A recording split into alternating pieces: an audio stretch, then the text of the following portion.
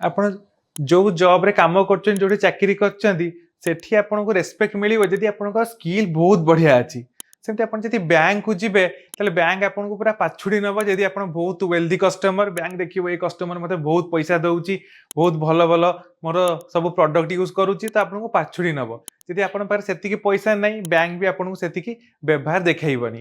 ତ ଆପଣ ଯଦି ହ୍ୟାଣ୍ଡସମ୍ ଆଉ ୱେଲ୍ଦି, ଆପଣଙ୍କୁ ସମସ୍ତେ ଭଲ ପାଇବେ, ସମସ୍ତେ ଆପଣଙ୍କ ସାଙ୍ଗରେ ଚାହିଁବେ ମିଶିବା ପାଇଁ, ଫ୍ରେଣ୍ଡସିପ୍ କରିବା ପାଇଁ।